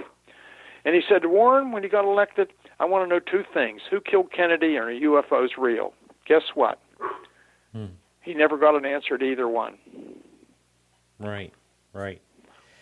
I had to... It's not going to come out until it's deemed appropriate to come out. And when will that be? I have a feeling we're being groomed slowly for a release someday. You think so? But wow. I think the release will be more than a shock. Yeah. Well, there'd be a lot of explaining to do. A lot of splaining to do, as they said. Now I'm going to ask you something you may not have ever been asked. What is, since this happened to you, of course, it changed your way of thinking and your life and everything. What is a sighting that you think is really amazing, other than Rendlesham? I'm not a member of MUFON, although I've gone to a couple of meetings to talk to them. I don't subscribe to any of their publications. Mm-hmm. I've kept it on the shelf. That's the easiest way to deal with it. So I really can't tell you. I can say there's an awful lot of stuff out there. People send me stuff all the time. I read it and just put it in a file. Yeah. I've been accused of everything from seeing the second coming of Christ to I'm in cahoots with the devil to you name it. I've saved all those letters, by the way. They make interesting reading. Oh, people... There's some real weird people out there. Some people with strange ideas. Well, obviously they can find you, too. You do have a website, of course. No, I don't. Well, John has one. He put one up, but I don't have I have a Facebook. I didn't put anything on it. I don't want to be pestered. Yeah. I've colleagues that I dealt with in the military that have nothing to do with UFOs that say, "Come on, get on Facebook with us and do this and do that." I said, "No, I don't want. I don't want to be bothered all the time. I get enough stuff email now that I can't keep track of." Yeah. Were there times over the years where did you feel like someone else who we spoke about earlier that didn't want to talk about it at all? Did you ever feel that way? Like, I don't want to ever talk about this again? Well, I gave up on a book, really, after trying to work one with Sally Rail and with Gary Heseltine. Oh, there's a trip, boy, I tell you. Don't believe his magazine. He calls it the Truth Magazine. That's the most ridiculous name for it. But anyhow, yeah, I did. I was going to just throw it all away, but then John Hansen conned me into working with him on a book. Yeah. And how about going forward? Do you think is this going to be it for you as far as the book goes? I don't plan on doing anything else, although I've come into some more information that John's going to put in the book. There was some we didn't want to put in there for fear of some legal reasons. I mean, Larry Warren's got himself in a lot of trouble recently. I mean, it's unbelievable. We even discovered one of the photos, if not more, in the book are photoshopped. Yes, yeah. I saw exactly what you're talking about. We have a call coming in. Let's see if we can. Yeah. For some reason, it's not letting me add the call. It's going to put you on hold, and I don't know how to. Nope, it's gone already. That's too bad, because I'd like to take a call, and it's unfortunate. So I'm sure you're listening, the caller that just called in. If you'd like to join the chat room and just pose a question there, I'd be glad to ask that. So Robert Hastings, you brought him up earlier. Does he think this thing had to do with nukes? That's what the title of his book is. Yeah, no, I mean the Rendlesham Forest. Well, I think I answered your question. I said Yeah. I did a chapter in his book with him. Okay, yeah. I know it's a sensitive subject to talk about, that you can't actually, I believe you can't even actually say one way or the other about that topic. I cannot confirm or deny whatever was at Bentwaters. Right. You have to understand and respect that, please. Oh, sure. Yeah, I do. Okay. Someone just is trying to text me on, a voice message. I can't get that right now, so. Okay. So, what part of the book do you think is like anything in there that's other than what we've been talking about that is new that John added to the Rendlesham Forest? Yeah, there's about 5 pages in the back of the book which have some interesting stuff. I mentioned earlier about Larry Warren's temporary or whatever girlfriend at the time who came forward, and she put a lot of stuff in there, and a few others have. We put all that stuff in the book so people can read and make their own decision, and I commented. So the book isn't just, I saw this, I did that. The book has all these incidents in it, oh gosh, hundreds of them, a lot of color pictures, some are black and white, comments from people. Then we put stuff in there that somebody said this, somebody said that. I mean, one of the locals said what we saw was his manure wagon that caught on fire as he rode through the forest. One of the cops, Kevin Condy, who I knew, who was tripping himself, says, well, I took a police car out there and put a red light on. Well, buddy, if you took a police car out there, you'd have never gotten it back unless you had it towed. Besides, what were you doing off the base? And, there's all kinds of crazy stories out there about it. Everybody has seems like a take on the thing. Mm-hmm. So we put that in a book. Read it, and then I comment on it. So you have to read the whole book, if you know what I mean. You can't just read a part of it. It doesn't read like a novel or, I started here and went to there. Mm-hmm. So it has a whole lot of stuff in it. It's a wealth of information, and there's more coming out yet. So we're trying to decide how much more to put if we ever revise the book. Oh, I see. You can revise it, or you wouldn't be sending out an addenda to people that have already bought the book? I don't know how John's going to do that. I leave that to him. Mm-hmm. I'm not a writer, and I'm not a publisher. Okay. I just got unintentionally involved in an incident that caused a great deal of fury. Uh-huh. Someone wanted to know, what about the shadows moving around the craft after people stopped walking? Are you familiar with that? No, I'm not. Okay, and speaking I haven't heard that before. You mean the first night? I suppose that's what he is meaning by the question. Speaking of that, though, when Peniston touched the craft, first of all, he may be one of the only people who's ever touched something possibly reached out purposely to touch something that could possibly be extraterrestrial. I remember him saying it was warm to touch and smooth like glass.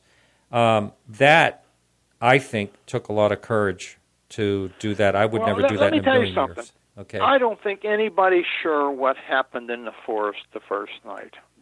Mm-hmm. Have you read their statements? I took statements from them after the event occurred. Oh, you did? They did not. Mm-hmm. Oh, yeah, I have them. I still have the original statements. They did not mention anything of that nature. Really? No. He described the craft as being 9 foot on a side triangular with lights, etc., etc. He never talked about the symbols. He never talked about touching it. Cabanasac, poor guy, told one person. He didn't tell me. He didn't put it in a statement. His statement was, by the way, coerced. I think they all were. That he saw John being beamed up when the object went up off the ground. Now, did that happen? I don't know. What happened with them? I'm not really sure, and I'm not sure they are. I'm not saying Peniston didn't touch the craft. What I'm saying is I'm not sure they know what happened for sure, because whatever they confronted in the forest did something to them, and then they were subjected to, a debriefing. with drugs and hypnosis. Wow. So that can really mess you up that much where you can have false memories like that. Oh, yeah. In fact, I had a long conversation one time I was staying with Bud Hopkins. You know Bud Hopkins. Mm-hmm. And Bud said the words he used were induced and screen memories. We were talking about Warren. Isn't that something? The craft itself, though, he mentioned it, seeing it, and it was in your report. You actually wrote that. But when you spoke with him at first, he didn't talk about that? No, he did that, but he didn't tell me about touching it. He I didn't see. tell me about the symbols. Uh-huh. And now, keep in mind, they were debriefed before I got to them. Oh, okay. You mean So and actually drugged and everything before you actually talked to him? Yes. Wow. So, and it's interesting because some of the statements are typed. When you take an official statement by the police or the OSI or whatever, you do it in handwriting. Mm-hmm. There's a good reason for that. And what is that? That is so that it's, an expert can say that's his or her or whatever writing. Oh, okay. I see what you're saying. Yeah. Okay. And we know that most of the statements were typed. When they brought them to me typed. The only one in handwriting was John Burroughs. Wow. The others were all typed. Guess what? Could be just I think made they were up. cleaned up. Yeah. Well, I won't say made up. I think they were cleaned up. Yeah. Mm-hmm. But the story would probably never have come up with a couple of things. And Larry Warren says he was the whistleblower. He wasn't the original whistleblower. J.D. Ingalls was, under the AKA of Steve Roberts. He was sent up by Mel Zickler, who was a squadron commander who had ties to the OSI and perhaps other places, and told Brenda Butler's boyfriend in a bar, he was playing music, that he got involved in it and whatnot. And Brenda Butler got involved. The next thing you know, Jenny Randalls and Dot Street were involved, and they wrote the book Skycraft. You've probably heard of the book. It's out of print now, I think. And I actually tried to help them keep on track a little bit, but I got tired of them. They got to be a nuisance, pestering me all the time. I mean, they kidnapped my teenage son at the time, and a lot of other stuff went on. What? I had him physically removed from my house. They refused to. They came in and got in the house and wouldn't leave. Oh my goodness! I had to call the police. Oh yeah, it's a very interesting story. Wow. Just a note here. I just wanted to make sure that I said this to you. Someone wrote me and they said that they would like to thank you and other military personnel for coming forward and talking about this story. So just wanted to do a public thank you to you for doing that. Another question in the forum: do you think this event would have had more media coverage if it occurred at a base in the U.S. compared to Great Britain? I really can't answer that. I don't know. It didn't get any media coverage there until later. Yeah. So actually, 2 years later? It was 2 years later when News of the World broke the story. In fact, the senior editor, Keith Beebe, came to me and wanted, the inside story. And I wasn't too excited about it. And he said, well, I'll give you, I think it was 20,000 pounds or something, a pretty significant amount of money. I said, well, that's very tempting and all. And I thought about it, and I said, gee, I could use that to pay my daughter's education and all. And he said, well, I'll give you the money. You give me the whole story. So I went and I said, no, I can't do it. I talked to the judge advocate who was, what was his name? Anyhow. And I said, well, can I take the money and give it to the Air Force Aid Society? And he said, you can't do that. So I told Keith Beebe, oh, I'm sorry, I can't cooperate with you. Well, he managed to find some other people that talked. When he came to the base, they called me from the gate and said, Keith Beebe from News of the World is here. At that time, News of the World was pretty significant. It was sort of like the National Enquirer. And they said, and he wants your biography. I said, uh-oh. So I ran over to Public Affairs, which is across the corridor, across the parking lot, and pulled my file, which had my picture and my biography in it. And he came in, and I talked with him, and I said, no way, after talking to the judge. So he went over there to find my file, and he couldn't find my file.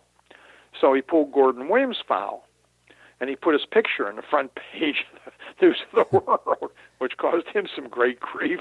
Oh, wow. He still got promoted, but, I mean, he became a laughingstock for a while amongst all the generals. Yeah. Now, has anyone made any money off of this? You know, you said this guy was offering 20,000 pounds. Harry Harris sold my tape drive for a small fortune. I've been paid expense money, enough to cover.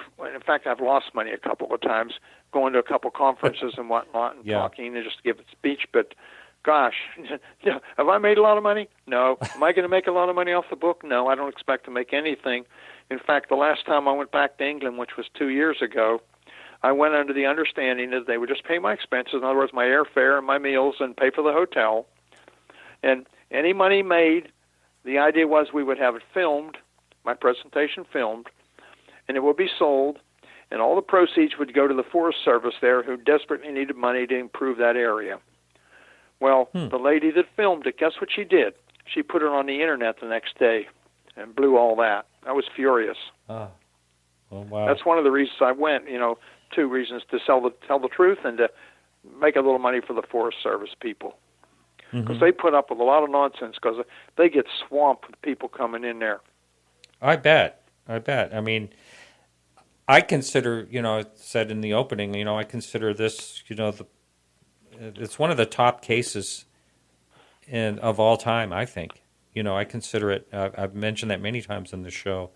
And oftentimes when I'm talking to a skeptic, I bring up this particular case because I think, there's so much credibility to it when it comes to the military. And, I remember Seth Shostak rebuttal to that was that no one is a better observer than, it doesn't make any difference, basically, is what he said, which I think is kind of baloney myself. Have you yourself, since that time, since this happened, have you had any other sightings of any kind? None whatsoever.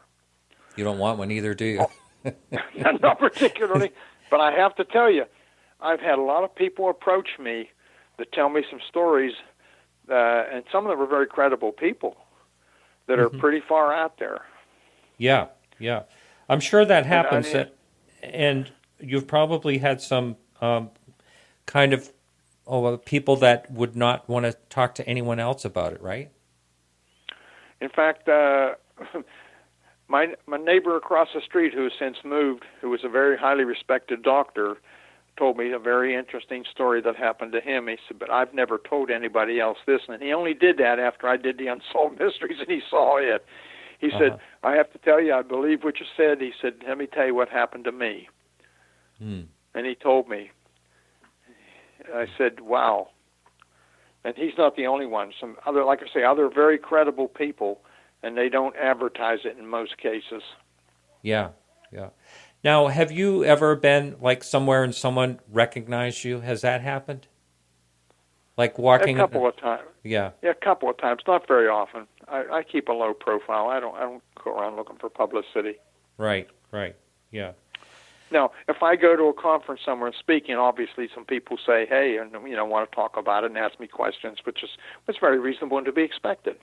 Right. But no, if I go to the Home Depot or Lowe's, or if I go to, one of the department stores, or I go somewhere to the gas station, I think maybe one time, my place in West Virginia, the guy that put the propane tank, I have a big propane tank because I use propane heat along with wood, but the guy that installed that recognized me.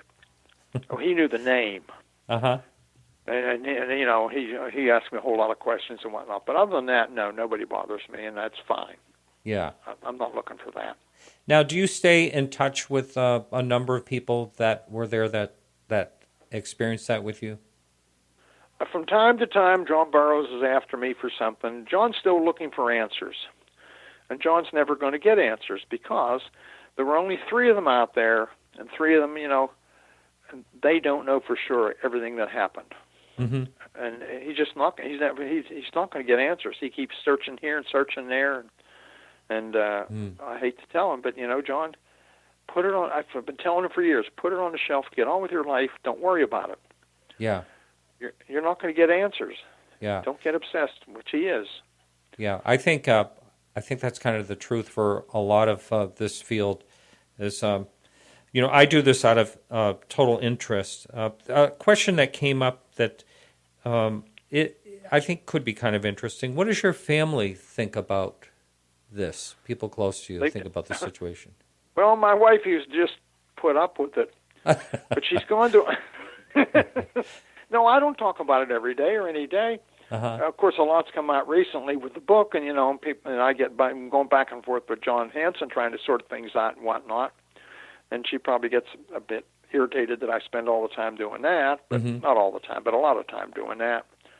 And but she's watched enough programs now and listened to a couple. I've taken to a couple things I've done and listened to other people, and she's convinced too there's something to it. Mm-hmm. And my kids are too, but they're busy doing other things, and I try not to get them involved. Were you? But I do remember you told me when we met in North Carolina, you told me that your son was talking about the tape or something being out on YouTube. He thought it was kind of cool or something like that. Yeah, he just thought it was kind of funny. Yeah. He's had a couple of his friends say, "Is that your dad?" He said, "Oh, yes." just sloughs it off. Now, were you with your wife at the time this happened? No. I see. You met her later on. My first wife passed away. Oh gosh, 27 years ago. Sorry to hear that. So now the reason I was asking that question is, when you're in a situation like that, were you actually ever told just the words, "You cannot talk about this"? Never. You were never told that? Never. In fact, it's kind of, when I gave Don Moreland the memo, I expected within days to have somebody from the MOD or whatever, British, come and say, "Well, tell me more about what happened. We need to get involved in this." And nothing happened, and nothing happened. And I kept asking Don Moreland, doesn't anybody care? Doesn't anybody interest? He kept saying, "I haven't heard anything. I haven't heard anything." It sort of reminds me, are you familiar with the Beetle Bailey comic strip? Yes. Used to read it when I was a kid. Yeah. General Half-Track goes out to the mailbox looking for letters from the Pentagon, and there's never any there. We never heard anything. Nothing. And, he just threw up his hands, and he and I just said, well, I guess there's no interest until, obviously, it hit the press. And then people started bugging the MOD. Mm-hmm. The interesting thing is they've released most, if not all, most of their files. But there's a blank in there on Bentwaters. Yeah, I remember hearing that. Bizarre. There is. That's Nick Pope. Nick went back searching to try and get all the details, and there is a big gap there that the files went missing. Amazing. Now, when after this happened, say within the next few weeks, was there a lot of chatter between everyone on? You said there's 14,000 people that were involved in. A lot of the rumors went around the base, and everybody teased me about it. Really? But wow. no. Yeah. Mm-hmm. But I have to tell you one thing. I found a guy that was working in the communication center, and he said the night I was out there, he said they were overloaded with high priority calls going off the base. Going off the base, so people were actually talking to the loved ones or whatever and telling them what was going on. No, I don't think it was people talking to their loved ones. I think it was some senior staff communicating, or some people from certain agencies that were on the base that were communicating. But he said, boy, the switchboard lit up for a while. Wow. That's something I never heard before. That's amazing. So, wow. Well, this has been... have you seen any of the Haunted Skies? Oh, I'm sorry. Of course you have. You've probably read The Haunted Skies. 12 volumes. Yeah. I understand they're very good, actually. I have not read They're any very detailed. I'm telling you. They're, it's periods of time, 1940 to 1943 or whatever, on and on and on and on. Mm-hmm. I don't know how John ever finds time or the effort or the money or whatever to do all that, but he certainly does. Did he have any UFO sightings while he was a police officer? He's never told me about it if he has. Uh-huh. But he just had a fascination with the topic? He may have had. I'm trying to think. Maybe he did mention something, but I don't. It didn't stick in my mind if he did. Uh-huh. Uh-huh. Well, this has been very delightful. I've really enjoyed this. Always enjoy talking to you, and it's always good to hear it from right from the source. You know, you had a high, powerful position, and you had to deal with that, which must have been in itself very trying. I still have the T-shirt they gave me when I left. It says "Chuck the UFO Colonel." My immediate staff gave it to me as a joke. Yeah. I kept it. Uh-huh. Okay, so let's talk about where you can find the book. All you need to do is go to Amazon and put the whole perspective in, and punch the button and put in your PayPal or whatever, your credit card. Mm-hmm. And what they're doing, they're printing it on demand. So it takes about a week to 10 days to get it, is what I'm told. Yeah. I think that's a really smart idea to do something like that because, a lot of people are stuck with hundreds of books, cases and cases of them that, this does happen a lot. But anyway. Well, I told you, the intent is not to make a bestseller. The intent is to put a serious book out there for the serious people that are really interested and care, and they will buy it. That's right. And I know you're going to get some people buying it from listening to the show. I know for sure. So thanks so much, Chuck. Oh, you're quite welcome. It's my pleasure. All right. And hope to talk to you. Well, I'll be seeing you in February. See you then. Look forward to it. All right. You take care. It'll be warm there, too. If you have a book, bring it and I'll sign it. I sure will. Okay. Or tell anybody else attending if they bring a book, I'll be happy to sign it. All right. Excellent. All right. Thanks. I'll talk to you later. All right. Take care. All right. Bye. Bye-bye. All right, everyone. So thanks so much for listening to the show this evening. I thought it was a great guest and interesting. To me, it's one of the very best UFO sightings on record, as far as I'm concerned. And I was really happy to have Chuck on the show. And next week we have Jason McClellan. He is going to be on. He was you may remember him. He was with Alejandro Rojas on Open Minds. He's going to be on next week. And again, if you tune in next week, I'm gonna do a drawing of a couple of prizes. One of them is for a book. I'm going to get Charles Halt to sign. Another one is for a stay at the guest house here on top of the mountain. And we can do a little. I have like a viewing platform overlooking the mountains at my house that we can do a skywatch possibly. That's something I never actually do by myself. But anyway.